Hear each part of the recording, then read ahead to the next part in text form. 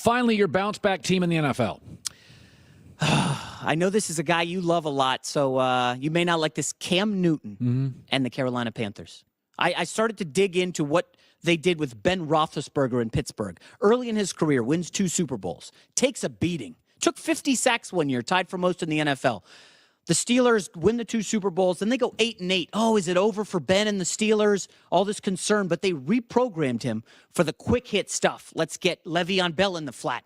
Quick hits to Antonio Brown. Let those guys win in space. And the Panthers, that's what they're going to do. No more hits for Cam Newton. If you look at Ben Roethlisberger's rushing numbers, the last 2 seasons were the lowest of his career. Only took 17 sacks last year. So Ben is now a quick-hit pocket passer.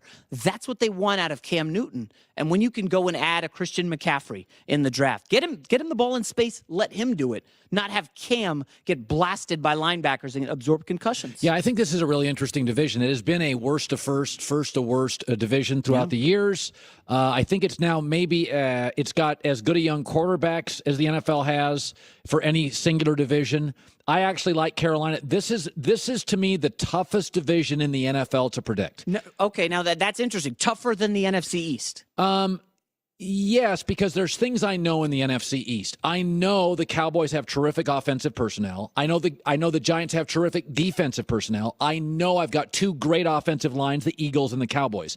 In this division, what do I really know about Cam this year? He had a terrible year. What do I truly know about Jameis Winston, who can be jaw-droppingly impressive but had 18 picks? What do I know about New Orleans outside of Drew Brees and Peyton? And frankly, about Atlanta, they just lost the best coordinator in the league.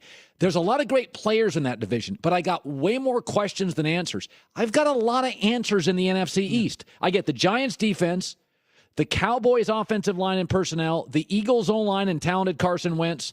Like, I feel like I know what I get a lot. I got a lot of answers in the NFC East. You told me yesterday you had a good comparison for Jameis Winston. Who was it again? Eli Manning. Is that I like that. Eli Manning is in his 14th year, and to this day, I love him in the 2-minute drill, and he always plays on Sunday. But he can make ridiculous throws.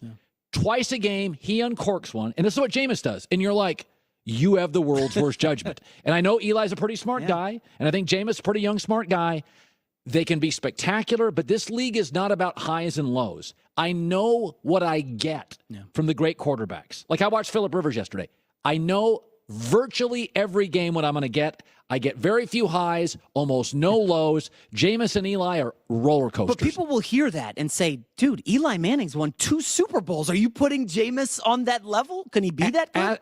I don't know if he has the organizational structure behind him. But to me, Eli and Jameis are very similar players. Jason McIntyre, thebiglead.com.